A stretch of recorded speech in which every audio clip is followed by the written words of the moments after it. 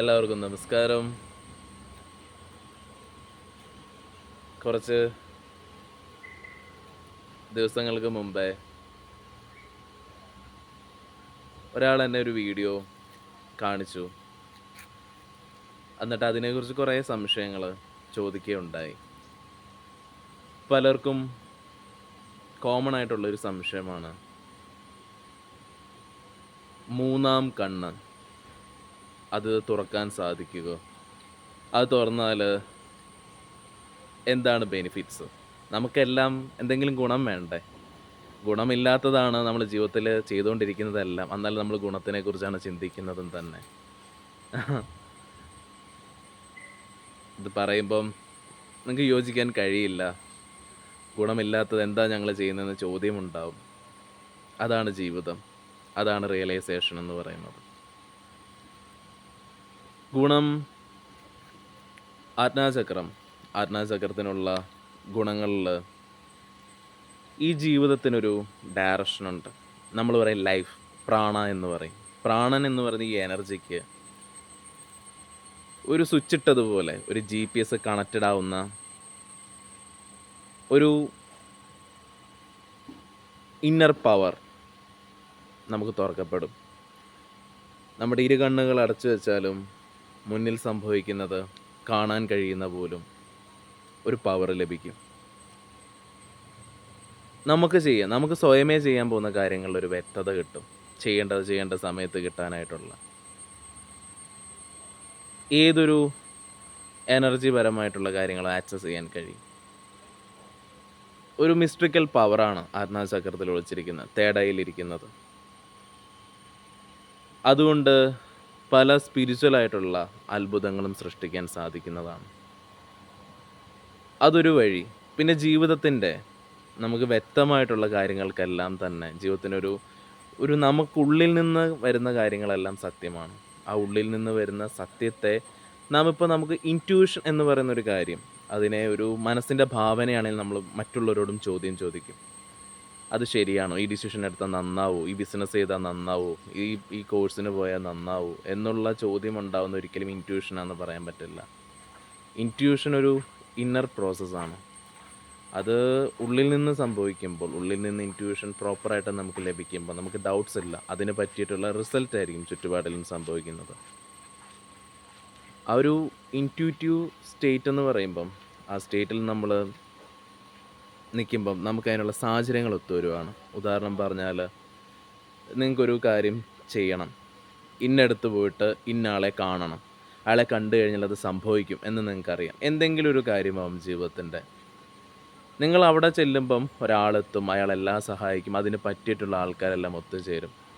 അത് ഏതൊരു ജീവിതത്തിൻ്റെ ഏത് സാഹചര്യത്തിൽ, ഇപ്പോൾ ഒരു വീട് വെക്കാൻ പോവുകയാണ്, ആ വീട് വെക്കുമ്പോൾ കറക്റ്റായിട്ടൊരു ഇൻറ്റ്യൂഷൻ, ഇത് വെച്ചാൽ നമുക്ക് സേഫ് ആവും എന്നുള്ളത് നമുക്കുള്ളിൽ നിന്ന് തോന്നി അതിന് പറ്റിയുള്ള സാഹചര്യങ്ങൾ ഒത്തുവരും. അതൊരു വിജയമാണ്, സക്സസ് ആയിരിക്കും. ഇൻറ്റ്യൂഷനോട് കിട്ടുന്ന കാര്യങ്ങളെല്ലാം തന്നെ, അതിന് നിരാശ ഉണ്ടാവില്ല. അപ്പം ആജ്ഞാചക്രത്തിന് കുറേ ഗുണങ്ങളുണ്ട്. അതിന് 7 ചക്രങ്ങളും 6 ചക്രങ്ങളും ആക്ടിവേറ്റ് ആയാലാണോ ഗുരു സാധിക്കും? അങ്ങനെ ഇല്ല കേട്ടോ. വളരെ വേഗം ഏറ്റവും ചെറുപ്പക്കാരായിട്ടുള്ള കുട്ടികൾക്ക് പോലും ആജ്ഞാചക്രത്തിൽ സ്വാധീനം കൊടുക്കാൻ പറ്റുന്നതാണ്.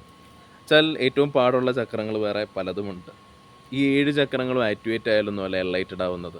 ഞാൻ എൻ്റെ 7 ചക്രങ്ങളൊന്നും പൂർണ്ണമാക്കിയിട്ടല്ല ഞാൻ സത്യത്തെ അറിഞ്ഞത്. അതേസമയം അത് തന്നെ സംഭവിക്കും. അതിനൊരു കൃപ മതി.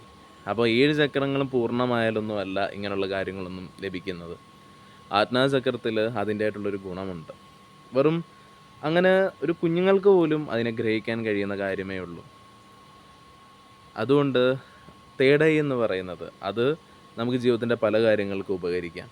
രണ്ടാമതൊരു വശം മുക്തിയിലേക്കുള്ള സാധ്യതയാണ്. ലലാധര ചക്രം നേരിട്ട് സാസാരയുമായി ബന്ധപ്പെട്ടിട്ടുണ്ട്. അതൊരു വാതിൽ പോലെയാണ്. ശരീരം നശിച്ചു പോവും, ഇത് പുഴുവെടുത്തും ഇത് അളിഞ്ഞ് വാട വരുന്നതുമായി തീരും. ഇതിനെ ദീർഘകാലം ആർക്കും പിടിച്ചു വെക്കാൻ ഈ ഭൂമിയിൽ സാധിച്ചിട്ടില്ല. എന്നാൽ ഒരിക്കലും നശിക്കാത്തതായി നിലനിൽക്കുന്ന ഈ ആത്മാവിനെ ബോധപൂർവം ശിവനായി, ബ്രഹ്മമായി ലയിപ്പിക്കാൻ കഴിയുന്ന ഒരു അത്ഭുതകരമായുള്ള ഒരു കൃപ ഈ ജീവനുണ്ട്. അതിനെ മാസ്റ്റർ ചെയ്യാനും സാധിക്കുന്ന ഒരു രീതിയുണ്ട് ആജ്ഞാചക്രത്തിന്. മോക്ഷത്തിലേക്കുള്ള കവാടമാണ് ആജ്ഞാചക്രം. മനുഷ്യജീവിതത്തിന് പഞ്ചേന്ദ്രിയങ്ങൾക്കുപരി തന്നെ ജീവൻ ഉണ്ടെന്നുള്ള ഒരു തിരിച്ചറിവിൽ ഇത് വളരെ ഇതാണ്. തേർഡ് ഐ ഓപ്പൺ ആയവർക്ക് ജസ്റ്റ് മെഡിറ്റേഷനിലിരിക്കുമ്പോൾ തന്നെ അവിടെ ഭ്രൂമധ്യത്തിൽ ശിവൻ്റെ തൃക്കണ്ണ് പോലെ തുറന്നു വരും. ഫിസിക്കലി അടുത്തുള്ളവർക്ക് അറിയാൻ സാധിക്കും അവരുടെ മൂന്നാം കണ്ണ് തുറന്നിട്ടുണ്ടെന്നുള്ള കാര്യം. ആ കണ്ണിനും ഒരു കാഴ്ചയുണ്ട്, സൂക്ഷ്മമായിരിക്കുന്ന എല്ലാത്തിനെയും കാണുവാനുള്ളത്. നിങ്ങളും സൂക്ഷ്മമാണ്, നിങ്ങളുടെ ജീവൻ സൂക്ഷ്മമാണ്. കാറ്റിനെ നമ്മൾ അനുഭവിക്കുന്നത് പോലെ ജീവനുണ്ട്. അതുകൊണ്ടാണ് നിങ്ങൾ ഈ നിമിഷം ഇത് കേൾക്കുന്നത് പോലും. ആ കണ്ണ് വളരെ സാധ്യതയാണ്. അതൊരു പ്രഡിക്ഷന് വേണ്ടിയിട്ട് ഉപയോഗിക്കുന്നത് അങ്ങനൊന്നുമല്ല. അന്ന് നിങ്ങൾക്ക് സ്റ്റോക്ക് മാർക്കറ്റിൽ ഇറക്കാം, ലോട്ടറി അടിക്കാൻ വേണ്ടി പ്രഡിക്റ്റ്, അങ്ങനൊന്നുമല്ല. ജീവനെ അറിഞ്ഞവർക്ക് കുറേ കർമ്മത്തിൻ്റെ കാര്യങ്ങളും അറിയാം. അതൊരു ഭയപ്പാടല്ല, അത് ജീവൻ്റെ ഒരു സുഖമാണ്. പണമുണ്ടാക്കിയാൽ കിട്ടേണ്ട സന്തോഷമാണ്. അത് വെറുതെ ഇരുന്നാലും തൃപ്തിയായാലും ആനന്ദമായിട്ടും കിട്ടുന്നുണ്ടല്ലോ, അത് അനുഗ്രഹമാണ്. അനുഗ്രഹത്തിൻ്റെ കൊടുമുടി കയറി നമ്മളിരിക്കുമ്പം ജീവിതത്തിനെ ആരുടെ മുന്നിലും കാണിക്കാൻ ഈഗോ കൊണ്ട് നമ്മൾ ജീവിക്കില്ല. ഈഗോയിൽ നിന്ന് റിമൂവ് ആകുമ്പോഴാണ് ഈശ്വരീയ കടാശങ്ങൾ എല്ലാവർക്കും തുറക്കപ്പെടുന്നത്. അതിനാൽ അതൊക്കെ ഒരു കൃപയാണ്. ഏതൊരാൾക്കും ആജ്ഞാചക്രം തേർഡ് ഐ ഓപ്പൺ ചെയ്യാൻ പറ്റുന്നൊരു കാര്യമേ ഉള്ളൂ. അത് പഠിപ്പിക്കാൻ, അത് ഓപ്പൺ ചെയ്യാനോ അങ്ങനെയുള്ള ഒന്നുമല്ല ഞാനിവിടെ പറഞ്ഞ് ശ്രമിക്കുന്നത്. ഞാനത് ചെയ്തു തരുന്നുമില്ല. ഞാൻ ചെയ്തു കൊടുത്തിട്ടുണ്ട് കുറേ പേർക്ക്, അവരതിൻ്റെ സാധ്യത അനുഭവിക്കുന്നുമുണ്ട്. ഇതുള്ളതൊക്കെ ഒരു യാഥാർത്ഥ്യ വശമാണ്. നമുക്ക് മൂന്നാം കണ്ണിലൂടെ എല്ലാത്തിനെയും ഗ്രഹിക്കാൻ സാധിക്കും, എല്ലാത്തിനെയും കാണാൻ സാധിക്കും, ഈശ്വരനെ പോലും സ്വന്തമാക്കാനും സാധിക്കും. നമസ്കാരം.